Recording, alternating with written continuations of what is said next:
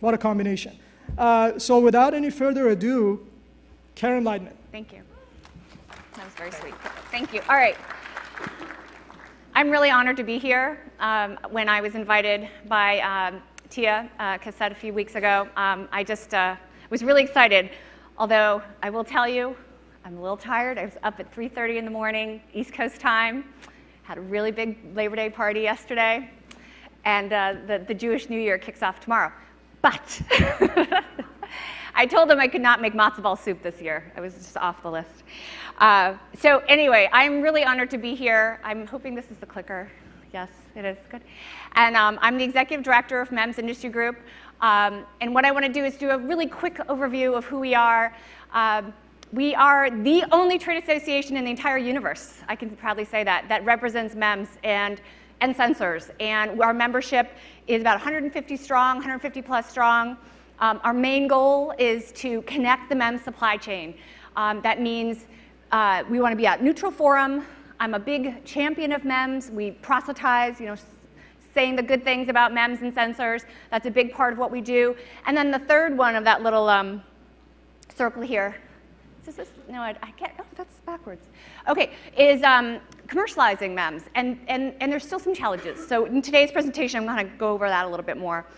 When I talk about who our members are, it's the MEMS supply chain. So that means companies like Qualcomm and the folks that supply to them, like STMicro and Kyonix and Bosch Sensor Tech, and the list goes on and on. But then it's the people that supply to them, the developers, the equipment. It's that whole ecosystem, and they're my membership. This is a slide not meant to, you should not study this by any means, but I would love to see. So there are some Qualcomm people in the audience here. Show of hands. Okay, Qualcomm people, did you know that you are automatically members of MEMS Industry Group?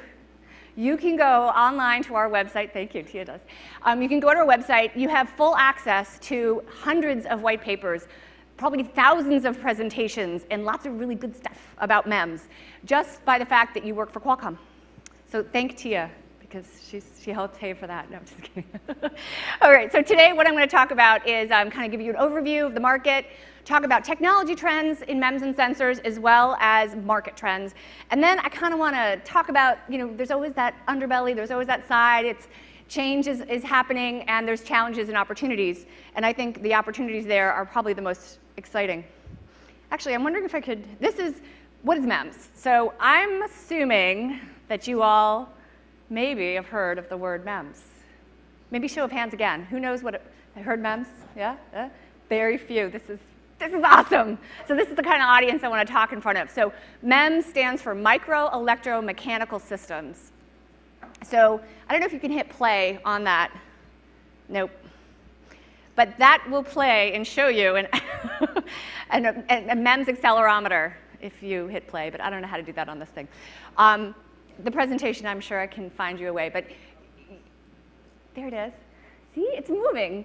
It's like a semiconductor chip, and then it has a moving component. This is perfect. That's what MEMS are, and you can find them in your car has a MEMS sensor, and it's an accelerometer. Did you know that same sensor is what's in the Nintendo Wii and then went into the iPhone and now is being put in football helmets so that they can find out if your kid had a concussion-worthy hit on the football field? That's what MEMS is, and it's really exciting. And I'm going to talk to you about what that growth is. And as you can see, like Leon was saying earlier, double-digit growth. I mean, there are very few areas, especially manufacturing, where you see double-digit growth. The industry is at about $11 billion right now at the end of 2012, and expected to go to over 20 by 2017. As you can see in the list here, there's a lot of different applications. It's not just an accelerometer like I showed you the picture. There's a whole host of other ones, and I'm going to get into that in a minute. There are some key players, and I think what's really exciting here is to show you the diversity. So a couple of years ago, if I had shown you this graph, which, by the way, I have to thank iSupply and Yole Development for giving me these graphs here today. They're all pretty new. If you'd seen this, it was HP, because of their inkjet print heads, and TI because of their digital light projection. Now it's really changed a great deal, and so you have some diversity there. Yes, you have some big giants like STMicro and Bosch NTI and HP are still up there, but there's change. That means opportunity, and it means folks like you taking advantage of that. And then I love to show these graphs, and this one and the one I show next. These are all different types of applications for MEMS. And you can find yourself in that. What are you going to invent? These are all new applications. I mean, look at that. The bottom graph at 2006. That means a lot of this stuff didn't even exist before then. So in my mind, this means open opportunity. That means use your imagination, folks like you, finding out what MEMS are. And the other thing I want to mention is you've probably heard of sensors, and I was really happy to hear that the folks at Paul Jacobs has been using the word sensors when he does interviews, and that's really awesome. But do you know what he really means? He means MEMS, because a sensor, a smart sensor, is because it has MEMS inside. So it's an unfortunate acronym of MEMS, standing for MEMS. It's not as sexy sounding maybe as nanotechnology, which everyone maybe laymen know. But the reality is, smart sensors means MEMS, and everything smart is because it has MEMS inside. And as you can see with this market growth predicted, this means like when you're talking about your Snapdragon and embedding it into, it can go to a whole host of different applications. And this is another example of who's buying MEMS. Again, 5 years ago, this was in the mobile space. This was totally dominated by Apple because they were the first ones to use MEMS in the mobile platforms. Now you're seeing Samsung right on their heels with that S4, and there's going to be a lot more, hopefully, with companies like yours integrating MEMS inside as the industry grows. So I hope by now you kind of understand what I'm talking about in terms of what MEMS could mean for you. But maybe I thought I'd break it down a little bit, and I was actually watching Clueless with my daughter. She's 12 the other day, and she was getting ready for school, and she was taking Polaroid pictures of her outfits. And I remember that excitement of getting a Polaroid picture and waving it and waiting for it was an instant picture. And I remember what a landmark that was to have that, and with a flash bar on the top and the whole thing. But that's totally changed, right? So now to the point that not only did we have, we put gyros inside of cameras for stability, but now we have so much inside of the phone that the camera's gone. And it's really a phone. And actually, a real great case in point is the Lumia from Nokia. I don't know if you've seen this. I got to see it recently, and the pictures are recent. Sorry, what I'm saying is, I got this Teardown recently, but what it shows you is it's so damn smart is that the gyro inside this for stability also acts as the gyro for the rest of the phone. So MEMS has an ability to help reduce real estate, power consumption, and a smaller form factor. And this is a great example of how the camera has been completely revolutionized thanks to the MEMS inside. So now I wanted to talk to you about the market and technology trends, actually technology trends really. And what I want to show you is this is an example of what Yole Development expects in 2018, a classic smartphone to have inside. So this is just in a few years' time. And so I'm calling it really a MEMS phone because most of those inside there, oh, you know what, the red didn't highlight, but most of those should be highlighted red, and they should be all with MEMS inside. In terms of the technology trends, I think the biggest one that you need to be aware of is sensor fusion. And so what I see as sensor fusion is when the sum is greater than the whole. And so it's sum of the parts, so it's all those devices, and sensor fusion, so it's the hardware of the devices, and then it's the sensor fusion that weaves it together, helps the device become more intelligent, use less power. It can, because everybody wants everything at the ready, always on. Sensor fusion is using algorithmic software in combination with the hardware to basically become more intelligent, more complex, and integrated. And here's some examples, some very basic examples of what can be enabled by sensor fusion. What I think is really exciting is Within the MEMS space, we see a lot more of these kind of Goliath companies. So, I showed you the picture of the big companies like ST and Bosch, but I'm seeing there's companies like Sensor Platforms and Movia and Xsense out of the Netherlands. These are small startup companies, often spun out of universities, that are utilizing MEMS and making them smarter, better, faster, less power, even looking into energy harvesting applications through sensor fusion. And in many cases, they're sensor agnostic. So they can use any sensor, and I think for the future, I think that's going to have huge implications. And there's opportunity here. There's opportunity, there's growth. The other trend that's huge within the MEMS industry is also integration. So there are very few successful monolithic chips in MEMS. I think the only one I can really think of is the digital light projection chip by TI, the DLP by TI.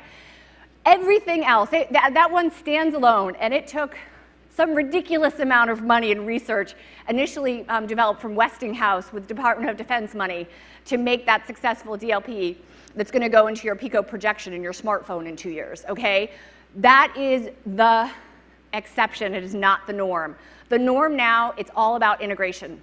And so, the platforms that you're talking about here, Qualcomm, are a perfect example of that. And as you can see in this graph, even just a few years ago, there were accelerometers, they were not integrated with gyros. Now that's it's becoming standard that a 6 becomes a 9-axis, it's going to become a 12-axis device, and you're seeing a magnetometer being integrated. That's why the need for sensor fusion is becoming even more critical. That means you need smart software. And this is not going to change. This is only become more of a phenomenon as the years go by.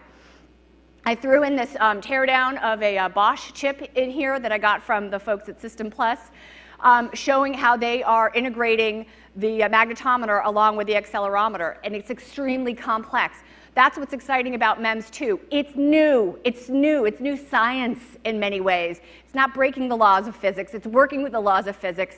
It's not necessarily getting smaller, it's becoming more efficient, more power efficient, and using less real estate. And this is a great example of how Bosch is doing this in-house.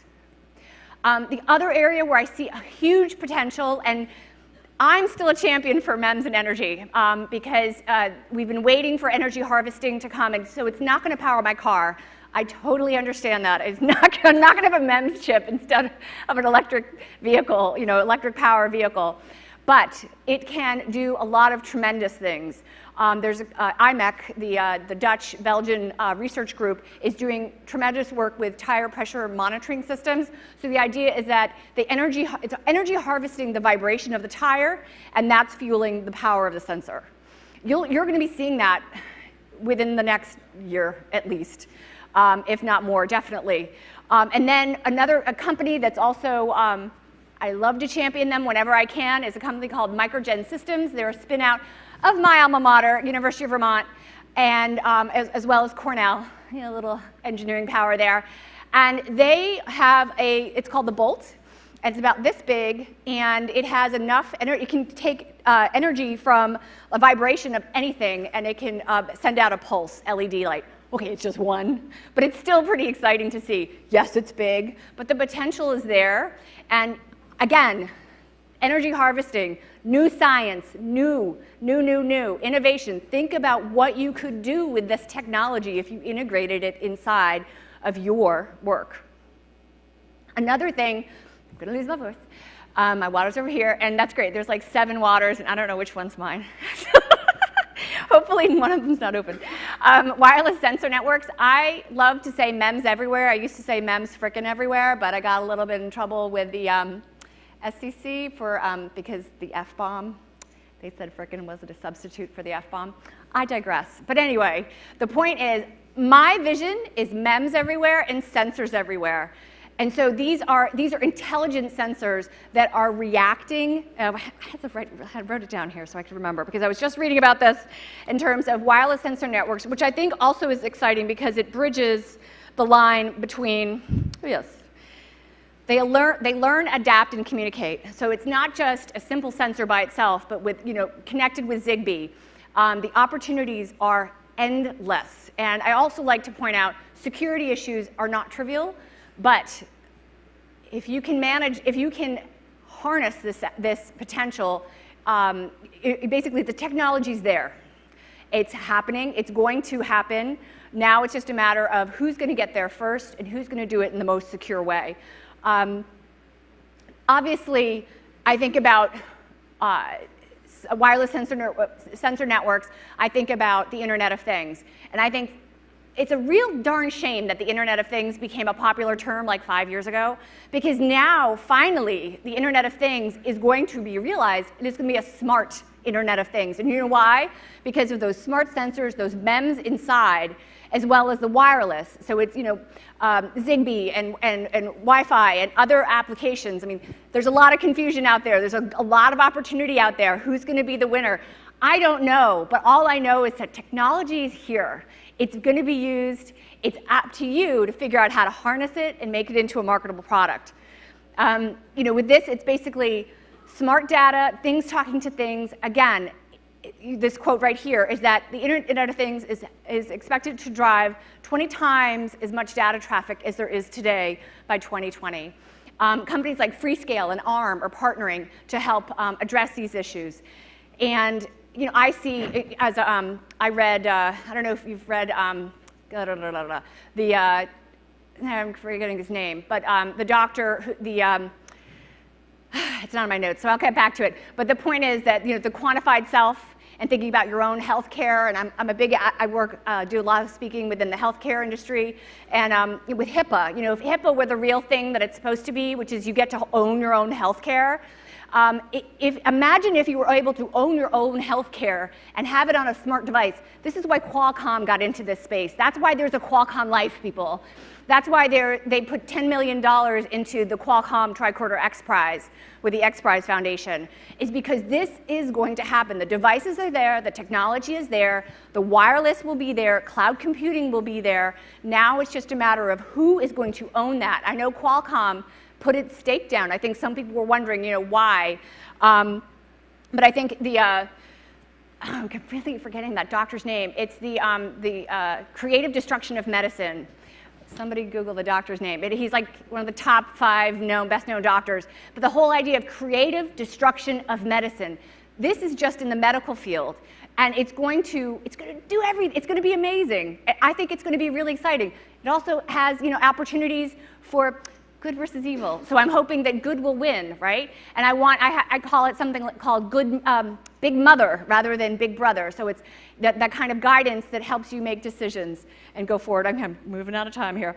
So those are the opportunities. Those are the market trends, the technology trends. Like I said, the technology is there. There are still challenges.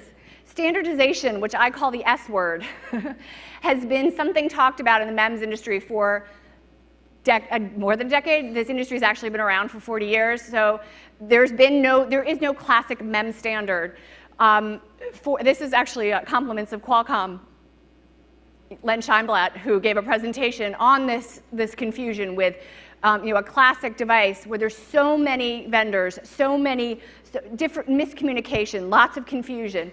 And so what the industry has come together through my organization, MEMS Industry Group, we've come and created the first ever specification for standardized performance definitions. We call it the SPD.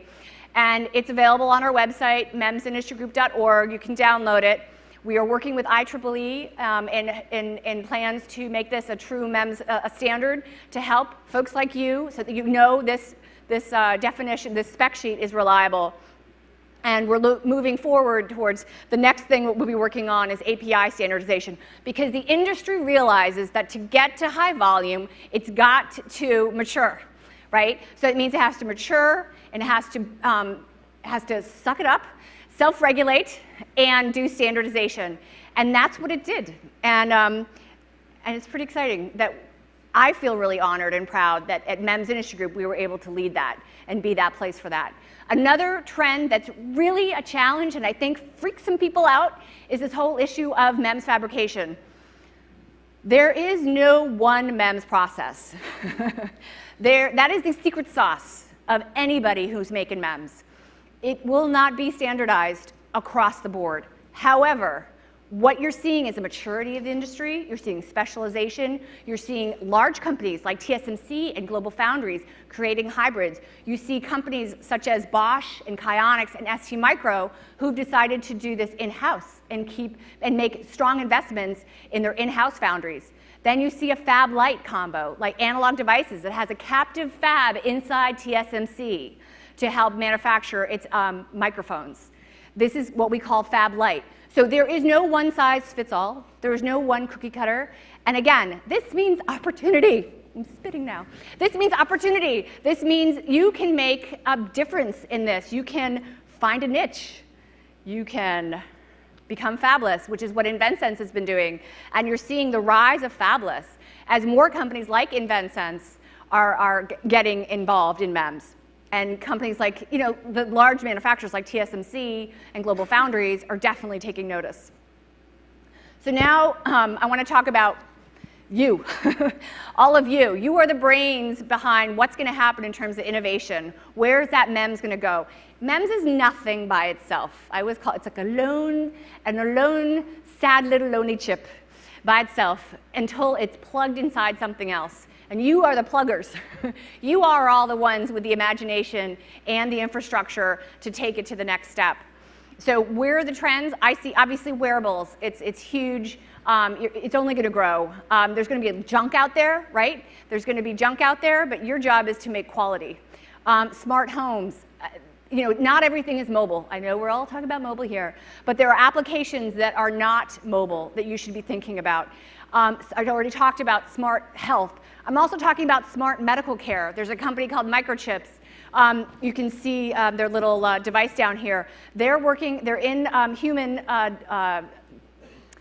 doing human tests now. They went past the dogs, and they're doing. It's a patch that it senses and it diagnoses for diabetes patients.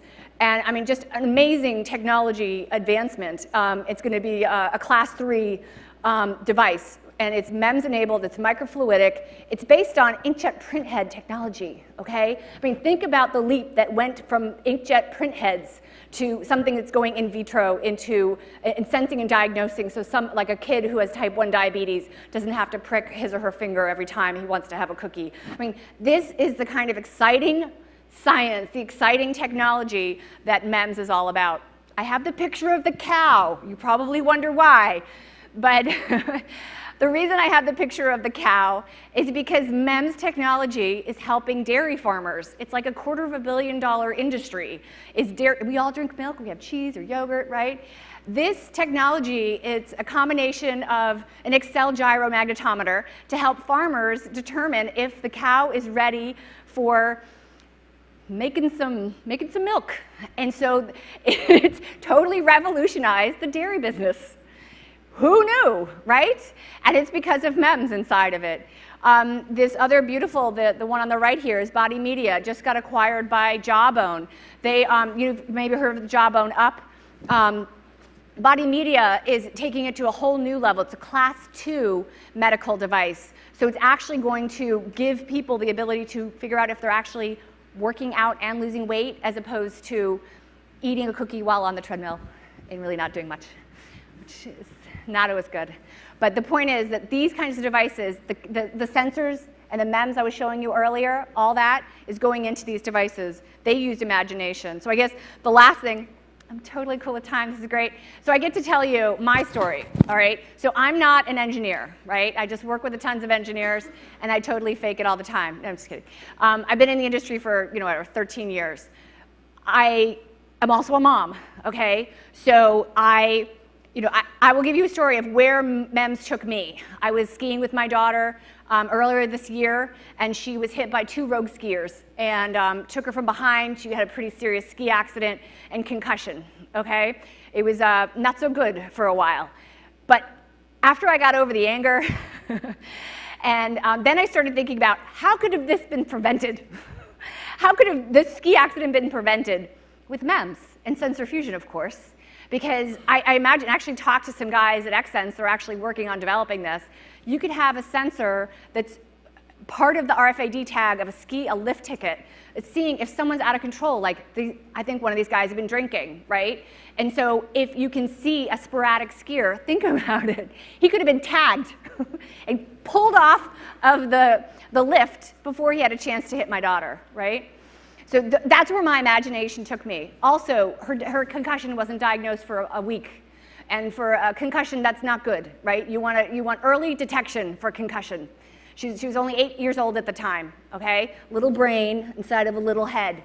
It took almost a week to diagnose that she had a concussion. If she had had that accelerometer inside of her ski helmet that had said, this is a concussion-worthy hit, she needs immediate medical care right now, because concussions are not detected by CAT scans or MRIs, by the way, or CT scans. They don't do MRIs.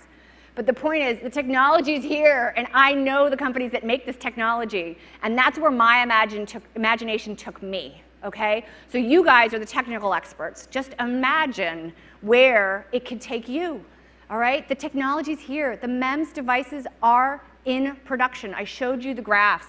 The companies are here. Some of them are actually displaying here. So now it's just a matter of you taking it to the next level and using your imagination. Okay. I also want to invite you to a very special event. My organization does stuff in person, online. This is the MEMS Executive Congress. We've been doing it for 9 years. We'll be in Napa.